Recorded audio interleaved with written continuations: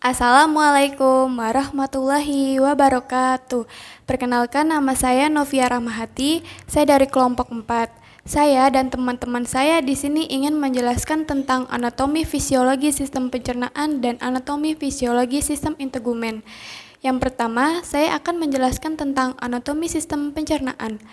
Anatomi sistem pencernaan terdiri dari organ-organ pencernaan yang dibagi menjadi dua kelompok utama, yaitu organ dalam saluran pencernaan dan organ pencernaan pelengkap. Organ dalam saluran pencernaan ini meliputi mulut, esofagus atau kerongkongan, lambung, usus halus, usus besar, dan berakhir di anus. Sedangkan organ pencernaan pelengkap yaitu termasuk lidah, gigi, kantong empedu, kelenjar air liur, hati, dan juga pankreas. Yang pertama, saya akan menjelaskan dari rongga mulut. Di dalam rongga mulut terdapat dua organ yang melibatkan sistem pencernaan, yaitu ada gigi dan juga lidah. Masing-masing organ sistem ini memiliki peranan dalam proses pencernaan makanan. Seperti gigi. Gigi merupakan alat pencernaan mekanis. Fungsi gigi ini yang paling utama adalah membantu Anda untuk mengunyah makanan agar mudah dicerna. Namun, setiap gigi juga memiliki bentuk dan mempunyai fungsi yang berbeda-beda. Berikut ini adalah fungsi gigi sesuai dengan jenis gigi. Yang pertama ada gigi seri, berfungsi untuk menggigit makanan. Yang kedua ada gigi taring, yang merupakan gigi yang paling tajam, digunakan untuk merobek makanan. Yang ketiga ada premolar, fungsinya untuk mengunyah dan menggiling makanan. Yang keempat ada gigi geraham, memiliki fungsi sama dengan premolar, yaitu berfungsi untuk mengunyah dan menggiling makanan. Serta ada gigi geraham bungsu yang muncul paling akhir pada usia 18 sampai 20 tahun. Gigi bungsu ini biasanya segera dicabut karena menyebabkan nyeri ketika tumbuh dan mendesak gigi yang lainnya. Yang kedua ada lidah. Permukaan lidah ini dilapisi oleh lapisan mukosa yang penuh dengan bintil-bintil atau disebut papila yang mengandung saraf pengecap. Lidah juga berfungsi sebagai indera pengecap makanan, mengatur makanan pada saat mengunyah dan menelan makanan, serta membantu menghasilkan suara ketika kita berbicara. Lidah juga berfungsi untuk membantu mencampur makanan dengan air liur dan mendorong makanan ke esofagus. Yang kedua ada sistem pencernaan faring atau tekak. Faring atau tekak ini terdiri dari 3 bagian, antara lain yang pertama ada nasofaring. Nasofaring merupakan bagian faring yang letaknya berada pada bagian belakang rongga hidung, dan nasofaring ini hanya dapat dilalui oleh udara. Dan ada 2 struktur penting yang ada di nasofaring. Yang pertama ada tuba eustachius, yakni struktur yang menghubungkan telinga tengah dengan nasofaring. Fungsi tuba ini adalah untuk mengatur tekanan udara dalam telinga dan lingkungan luar tubuh. Lalu ada tonsil adenoid, yakni massa berlobus berupa jaringan limfoid yang berada pada langit-langit mulut. Fungsi tonsil adenoid ini adalah untuk melawan bakteri atau organisme berbahaya, menghindarinya agar tidak masuk ke dalam hidung dan mulut. Selain itu juga dapat menghasilkan antibodi untuk melawan infeksi. Sedangkan yang ketiga ada orofaring. Orofaring adalah bagian faring yang berada di belakang rongga mulut. Orofaring bisa dilewati udara dan juga makanan, sehingga berperan dalam sistem pernapasan dan juga sistem pencernaan. Selain itu, orofaring mempunyai klep yang disebut juga dengan epiglotis. Fungsi epiglotis adalah mengatur makanan agar tidak masuk ke saluran pernapasan. Ketika menelan makanan, epiglotis akan menutup dan saluran pencernaan. Ketika bernapas, epiglotis akan membuka saluran pernapasan. Bagian yang ketiga ada laryngofaring. Laryngofaring ini adalah bagian akhir dari faring. Laryngofaring ini mampu dilewati udara dan juga makanan. Laryngofaring ini dilapisi oleh sel epitel. Laryngofaring ini merupakan tempat pertemuannya saluran pernapasan dan saluran pencernaan. Ketika menelan makanan, makanan akan masuk ke dalam saluran pencernaan dan saat itu maka saluran pencernaan akan tertutup. Untuk itulah ketika kita makan, kita tidak bisa menelan sambil bernafas. Yang ketiga, saya akan menjelaskan tentang kerongkongan. Kerongkongan ini adalah saluran yang menghubungkan mulut dengan lambung.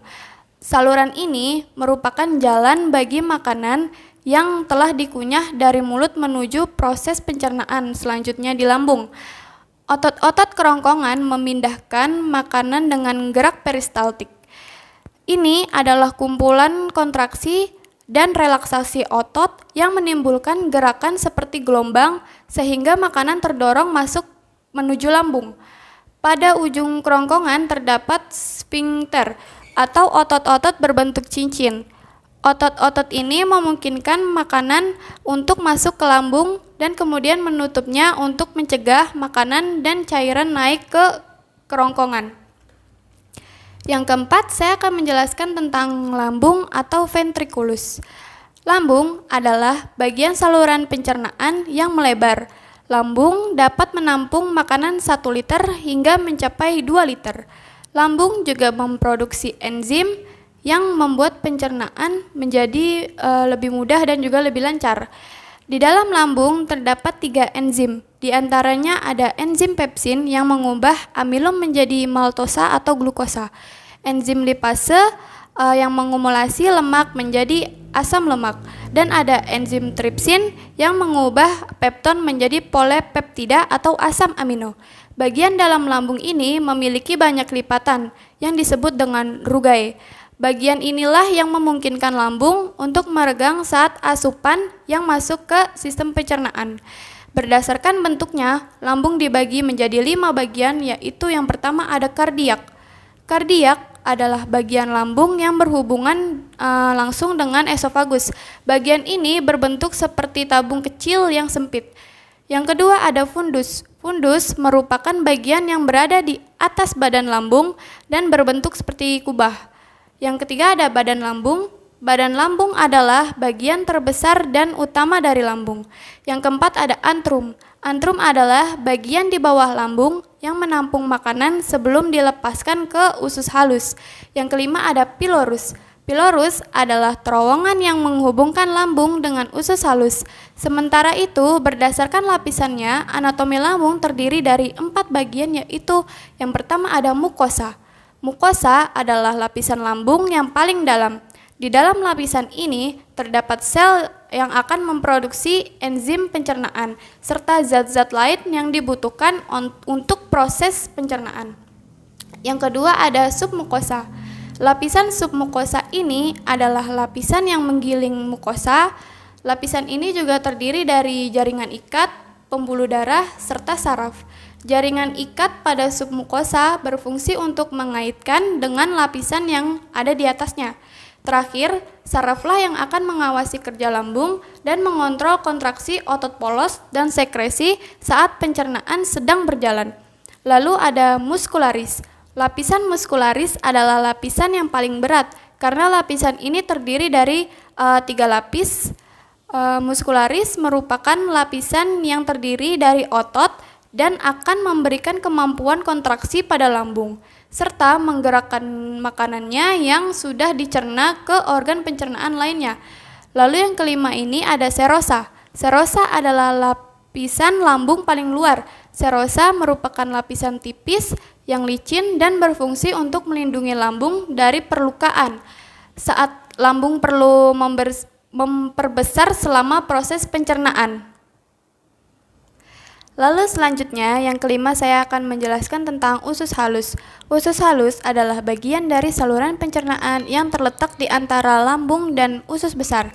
Usus halus terdiri dari 3 bagian, yaitu duodenum atau usus 12 jari, jejunum usus kosong, dan ileum usus penyerapan.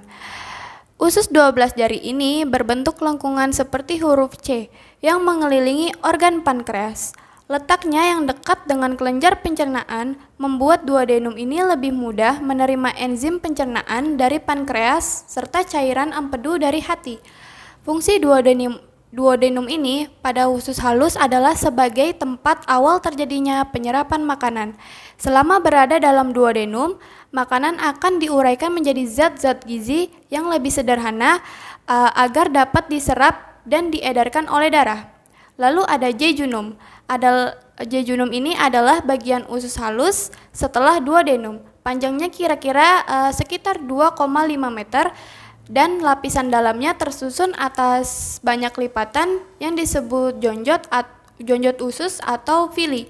Villi bertugas dalam memperluas permukaan usus halus sehingga zat-zat gizi dapat diserap dengan sempurna. Fungsi jejunum ini adalah menyerap gula, asam amino, dan asam lemak. Setelah zat-zat gizi ini diserap seluruhnya, makanan yang telah dicerna tadi akan bergerak menuju bagian akhir usus halus yang disebut dengan ileum. Ileum adalah usus penyerapan. Bagian usus halus ini panjangnya sekitar 3 meter dan bagian akhirnya berbatasan dengan sekum. Sekum merupakan bagian awal usus besar yang berbentuk seperti kantong. Fungsi utama dari bagian akhir usus halus ini adalah menyerap zat-zat gizi yang belum terserap oleh duodenum dan jejunum. Zat yang umumnya diserap oleh ileum yaitu vitamin B12 dan garam empedu yang akan didaur ulang menjadi cairan empedu. Dan pada ujung usus halus terdapat katup yang disebut dengan katup Bauhini atau katup ileosekal yang berfungsi mencegah makanan masuk kembali ke usus halus. Sedangkan pangkal usus besar disebut sekum dengan kepanjangannya yang disebut dengan rumbai cacing atau appendix. Selanjutnya adalah usus besar atau kolon. Usus besar atau kolon ini adalah bagian usus antara rektum dan usus buntu. Fungsi utama organ ini adalah menyerap air selama proses pencernaan membentuk massa feses, mendorong sisa makanan hasil pencernaan atau feses keluar tubuh, dan membentuk lendir untuk melumasi permukaan mukosa. Di dalam usus besar dapat dibagi menjadi 3 daerah, yaitu ada ascenden atau usus halus berfungsi untuk menyerap nutrisi, menghaluskan makanan, menghasilkan zat penyerapan di dalam tubuh. Lalu ada transversum atau usus datar yang berfungsi untuk menerima sisa makanan yang tidak diserap oleh usus halus, serta menyerap air, menurunkan tingkat keasaman, dan mencegah infeksi, memperkuat sistem kekebalan tubuh. Dan yang berikutnya ada descendant atau usus turun, berfungsi untuk menyerap air dan garam.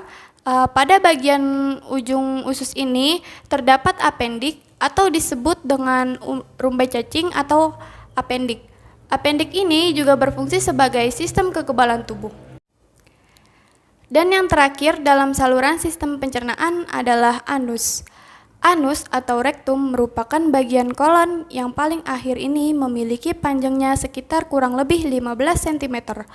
Organ ini berfungsi sebagai tempat penyimpanan sementara feses, menahan feses agar tidak keluar secara tiba-tiba, membantu feses keluar dengan gerak peristaltik. Pada anus juga terdapat otot volunteer yang dikendalikan oleh kehendak kita. Terima kasih. Perkenalkan, nama saya Rifda Sukma Putri. Saya akan menjelaskan materi berikutnya, yaitu fisiologi sistem pencernaan pada manusia. Anatomi pencernaan pada manusia yaitu ada mulut, tenggorokan, esofagus, lambung, hati, empedu, pankreas, usus halus, usus besar, rektum, dan anus. Fisiologi pencernaan pada manusia di bagian pertama ada mulut. Mulut merupakan langkah pertama dalam sistem pencernaan pada manusia. Proses ini dimulai saat kamu mengambil gigitan pertama pada makanan. Sistem ini disebut juga sistem pencernaan secara mekanik. Di bagian mulut seperti lidah, gigi, dan kelenjar air liur membentuk proses pengunyahan agar makanan lebih mudah dicerna. Air liur mengandung enzim petialin yang berfungsi memecah molekul makanan agar mudah diserap oleh tubuh. Kemudian setelah di mulut, lanjut ke tenggorokan atau faring. Faring merupakan saluran alat pencernaan yang menghubungkan rongga mulut ke kerongkongan atau esofagus. Faring juga berhubungan dengan rongga hidung yang berfungsi untuk memproduksi suara. Makanan yang sudah ditelan dari mulut lalu masuk ke dalam tenggorokan dan diteruskan ke tabung berotot yang disebut esofagus. Tabung ini memiliki panjang sekitar 25 cm. Di bagian esofagus terdapat katup epiglotis yang mencegah makanan dan minuman masuk ke dalam trakea agar tidak tersedak. Pada bagian kerongkongan terjadi gerakan peristaltik. Gerakan ini yaitu gerakan meremas-remas yang mendorong makanan menuju lambung. Kemudian setelah masuk ke lambung, lambung merupakan organ berbentuk seperti kantong yang terdiri dari dinding berotot. Di lambung terjadi sistem pencernaan secara mekanik di mana makanan dan minuman ini diremas dan diaduk menjadi bubur makanan atau kim oleh otot polos. Ada 3 bagian yang penting di dalam lambung. Yang di bagian atas itu ada kardio, disebut kardio. Di bagian tengah yaitu disebut fundus dan di bagian bawah itu disebut pilorus. Di bagian lambung juga terdapat pencernaan kimiawi di mana makanan dicerna oleh enzim dalam getah lambung yang dihasilkan oleh kelenjar dinding lambung. Getah lambung ini terdiri dari enzim pepsin, renin, dan asam klorida atau HCl. Pepsin berfungsi memecah protein menjadi pepton dan proteosa. Renin berfungsi untuk mengumpulkan protein susu lalu dicerna oleh pepsin. Asam klorida atau HCl berfungsi untuk membunuh kuman dan bakteri pada makanan dan mengaktifkan pepsinogen menjadi pepsin. Kemudian yang terakhir ada lipasa gastrik yang berfungsi mengubah lemak menjadi asam lemak. Setelah melalui sistem pencernaan lambung, perlahan-lahan makanan meneruskan makanan yang sudah halus ke dalam usus halus dengan gerakan peristaltik. Ketika sudah sampai di usus halus merupakan sistem pencernaan manusia dengan panjang sekitar 670 sampai 760 cm. Penyerapan nutrisi paling banyak ini terjadi di usus halus. Usus halus terdiri dari 3 bagian yang penting, yang masing-masing memiliki fungsi yang berbeda dalam pencernaan makanan. Yang pertama ada duodenum atau usus 12 jari. Duodenum adalah bagian usus setelah lambung yang fungsinya untuk menyalurkan makanan ke usus halus dan mencerna makanan secara kimiawi. Terdapat 2 muara saluran, yaitu getah pankreas dan kandung empedu. Enzim yang disekresikan oleh getah usus halus ini merupakan enzim enterokinase, tripsin, erepsin, disakarase, dan lipase. Yang kedua ada jejunum atau usus kosong, di mana permukaan usus kosong terdapat jonjot usus yang disebut villi. Villi fungsi utamanya adalah memperluas permukaan usus untuk penyerapan makanan. Hampir 90% penyerapan nutrisi terdapat di bagian usus halus ini dan selanjutnya akan diantarkan ke dalam aliran darah dan limpa. Kemudian yang terakhir bagian usus halus yang ketiga yaitu ileum atau usus penyerapan.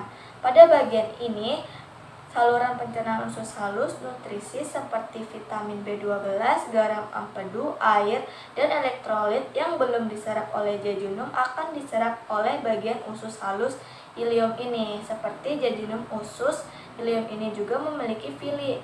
Gerakan kontraksi peristaltik pada usus halus mendorong makanan dari satu bagian ke bagian yang lain. Sisa makanan yang berupa limbah akan diteruskan ke sistem pencernaan manusia berikutnya, yaitu usus besar. Sebagian besar dari sisa-sisa makanan dan air diserap di usus besar, lalu disimpan sebagai feses sebelum dikeluarkan.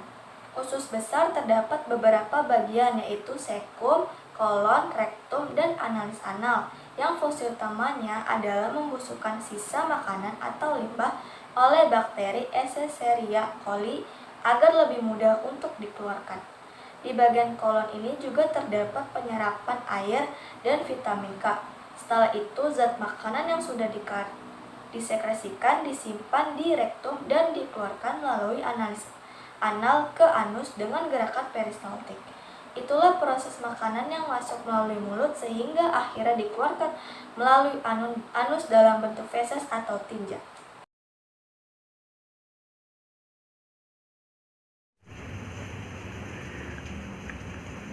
Assalamualaikum warahmatullahi wabarakatuh.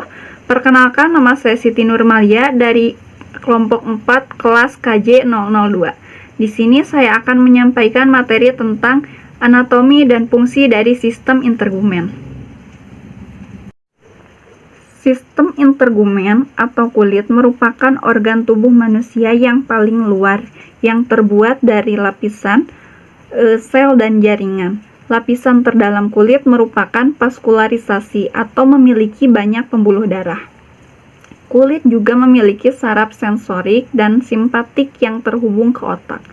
Fungsi kulit secara umum yang pertama melindungi tubuh, yang kedua sebagai indera perasa, yang ketiga sebagai tempat penyimpanan lemak dan cairan, yang keempat mengatur suhu tubuh. Struktur kulit tersusun atas 3 lapisan. Yang pertama ada epidermis. Epidermis adalah struktur kulit terluar pada manusia dan selalu mengalami regenerasi karena peluruhan sel-sel kulit mati setiap harinya. Epidermis terbentuk dari sel epitel. Fungsi epidermis yang pertama membentuk sel-sel kulit baru, yang kedua memberikan warna pada kulit, yang ketiga melindungi lapisan kulit di bawahnya. Epidermis juga memiliki 5 lapisan. Yang pertama ada stratum corneum, yaitu lapisan kulit epidermis paling atas yang memproduksi keratin. Yang kedua, stratum lucidum, yaitu lapisan kulit yang berfungsi memproduksi keratin lebih banyak. Yang ketiga, stratum granulosum, yaitu tempat bagi sel-sel kulit menghasilkan lemak dan molekul lainnya. Yang keempat, ada stratum spinosum, yaitu tempat keratinosit yang terbentuk akan berikatan dengan sambungan interseluler yang disebut desmosom. Yang kelima, ada stratum germinativum atau stratum basal, yaitu tempat produksi keratinosit yang utama.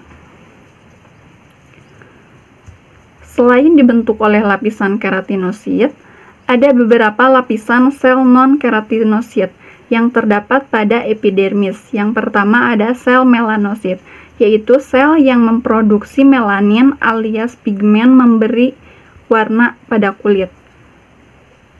Semakin banyak melanin yang diproduksi, maka warna kulit manusia akan semakin gelap. Yang kedua, sel Langerhans, yaitu sel yang berfungsi sebagai sistem pertahanan kulit. Dan yang ketiga ada sel Merkel, yaitu sel yang berfungsi sebagai salah satu reseptor kulit. Yang kedua ada lapisan dermis. Lapisan dermis adalah lapisan kulit yang berada di bawah epidermis.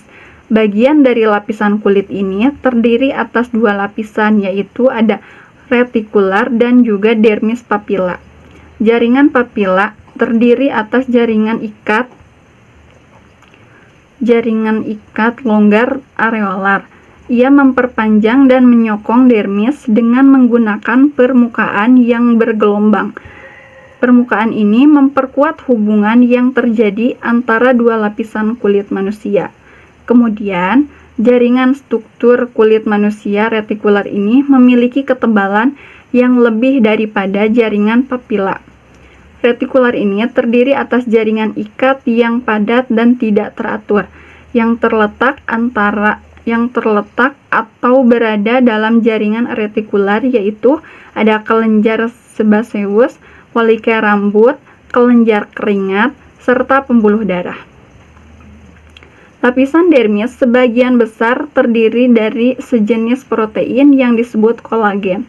Fungsi dari kolagen ini yaitu membuat kulit terlihat kenyal dan kencang. Fungsi lapisan dermis yang pertama ada merasakan sakit dan sentuhan, yang kedua memproduksi keringat dan minyak, yang ketiga menumbuhkan rambut, yang keempat mengalirkan darah yang menutrisi kulit, dan yang kelima melawan infeksi. Folikel rambut dan batang rambut, yaitu folikel rambut adalah kantong kecil pada kulit sebagai tempat rambut tumbuh. Folikel rambut biasanya terletak di lapisan kulit epidermis dan dermis. Fungsi dari folikel rambut Fungsi dari polikel rambut adalah untuk memproduksi sel-sel rambutnya yang akan tumbuh di kulit kepala, wajah, dan seluruh tubuh. Rambut membantu mengontrol suhu tubuh dan melindungi kulit dari cedera. Polikel rambut terhubung dengan otot erektor pili atau otot rambut, yaitu otot kecil yang saat berkontraksi dapat menyebabkan rambut menjadi tegak dan merasakan sensasi merinding. Selanjutnya, kelenjar minyak. Kelenjar minyak atau sebaceous yaitu kelenjar kecil pada kulit yang bentuknya menyerupai karung. Fungsi dari kelenjar minyak adalah melepaskan sebum atau minyak ke polikel rambut, serta melapisi dan melindungi batang rambut agar tetap lembab. Kelenjar sebaceous terletak pada lapisan kulit dermis. Kemudian, kelenjar keringat. Kelenjar keringat adalah struktur kulit yang terletak pada lapisan epidermis. Sesuai namanya, fungsi kelenjar keringat adalah menghasilkan keringat yang dikeluarkan oleh lapisan subkulit kecil atau stratum corneum ke permukaan kulit. Kelenjar minyak terdapat dua jenis. Yang pertama ada kelenjar ekrin, yaitu kelenjar keringat utama pada kulit manusia. Kelenjar ekrin menghasilkan cairan encer dan tidak berbau. Sebagian besar terdiri dari air dan natrium klorida. Kelenjar keringat ini bisa ditemukan di dahi serta telapak tangan dan kaki. Selanjutnya, kelenjar apokrin. Kelenjar apokrin yaitu kelenjar keringat yang lebih besar, umumnya dapat ditemukan pada area tubuh yang terdapat polikel rambut, seperti ketiak dan kemaluan. Kelenjar keringat ini mampu menghasilkan cairan yang berbau. Selanjutnya, pembuluh darah dan ujung saraf. Kulit juga terdapat pembuluh darah yang berfungsi mengalirkan nutrisi dan oksigen ke dalam sel-sel pembentuk kulit, sekaligus mengangkut limbah dan karbon dioksida untuk dikeluarkan dari tubuh. Sedangkan ujung saraf berfungsi mengirimkan sensasi berupa sentuhan, rasa nyeri, gatal, kesemutan, mati rasa, atau sensasi terbakar. Selanjutnya, yang ketiga ada lapisan hipodermis atau lapisan subkutan. Hipodermis adalah lapisan kulit paling bawah atau paling dalam. Pada lapisan subkutan terdapat jaringan lemak. Jaringan penghubung dan elastin, sejenis protein yang membantu jaringan kulit kembali ke bentuk semula setelah mengalami peregangan. Fungsi dari lapisan lemak pada hipodermis yaitu melindungi tubuh dari panas dan dingin, sebagai cadangan energi, dan sebagai bantalan yang melindungi tulang, otot, dan organ dalam tubuh. Selain mengandung lemak, lapisan kulit hipodermis juga terdapat banyak pembuluh darah. Sekian, terima kasih. Assalamualaikum warahmatullahi wabarakatuh. Di sini saya akan menjelaskan fisiologi dari sistem integumen. Yang pertama adalah kulit. Kulit adalah organ tubuh yang paling luas yang berkontribusi terhadap total berat tubuh sebanyak 7%. Keberadaan kulit memegang peran penting dalam mencegah terjadinya kehilangan cairan yang berlebihan dan mencegah masuknya agen-agen di lingkungan seperti bakteri, kimia, dan radiasi ultraviolet. Kulit juga menahan bila terjadi kekuatan mekanik seperti gesekan, getaran, dan mendeteksi apabila terjadi perubahan fisik di luar lingkungan kulit, sehingga memungkinkan seseorang untuk menghindari stimuli yang tidak nyaman. Yang selanjutnya adalah epidermis. Epidermis atau yang sering kita sebut dengan kulit luar merupakan lapisan teratas pada kulit manusia. Epidermis akan bertambah tebal apabila bagian kulit tersebut sering digunakan. Yang selanjutnya adalah dermis. Dermis merupakan bagian yang paling penting di kulit, yang sering dianggap sebagai true skin karena 95% dermis membentuk ketebalan kulit. Persambungan antara epidermis dan dermis berfungsi sebagai tempat pertukaran nutrisi yang esensial dan terdapat kerutan yang disebut sebagai fingerprint. Penyusutan utama dari dermis adalah kolagen, membentuk bagian terbesar kulit dengan memberikan kekuatan dan struktur pada kulit. Adalah hipodermis. Hipodermis ini merupakan lapisan kulit lemak atau jaringan ikat yang merupakan rumah dari kelenjar keringat, lemak, dan juga sel-sel kolagen. Lapisan hipodermis ini juga dikenal sebagai jaringan subkutis atau subkutan. Lapisan kulit ini merupakan lapisan yang paling dalam dan mengandung pembuluh darah dan limfia, serta syaraf yang berjalan sejajar dengan permukaan kulit. Lapisan ini mengandung banyak jaringan lemak. Yang selanjutnya yaitu folikel rambut. Folikel rambut adalah lubang mirip kantung yang terdapat pada lapisan epidermis yang menjadi tempat tumbuhnya rambut. Folikel rambut juga berperan dalam menentukan bentuk dan warna rambut. Di sekitar folikel rambut terdapat kelenjar sebasea yang menghasilkan minyak. Minyak tersebut membantu untuk menutrisi kulit dan rambut yang tumbuh di sekitar folikel. Sementara itu, di bagian dasar folikel rambut, terdapat komponen lain yang disebut dengan bulbus rambut. Di dalam bulbus rambut ini, sel-sel yang hidup akan membelah dan tumbuh membangun batang rambut. Bagian rambut yang berada di bawah permukaan kulit disebut akar rambut. Akar rambut tersusun atas sel protein dan dinutrisi oleh darah dari pembuluh darah di sekitarnya. Pembuluh darah juga menutrisi sel di bulbus rambut dan mengedarkan hormon tertentu untuk memodifikasi pertumbuhan maupun struktur rambut. Yang selanjutnya adalah kelenjar minyak. Kelenjar minyak terdapat di seluruh permukaan kulit manusia kecuali telapak tangan dan telapak kaki. Kelenjar minyak umumnya terletak di samping akar rambut dan muaranya terdapat di folikel rambut. Sekret dari kelenjar ini disebut sebum yang mengandung trigliserida, asam lemak bebas, squalen, wax ester, dan kolesterol. Sekresinya dipengaruhi oleh hormon androgen dan aktivitasnya meningkat ketika pubertas. Mungkin cukup sekian presentasi dari kelompok kami. Mohon maaf apabila ada kesalahan. Wassalamualaikum warahmatullahi wabarakatuh.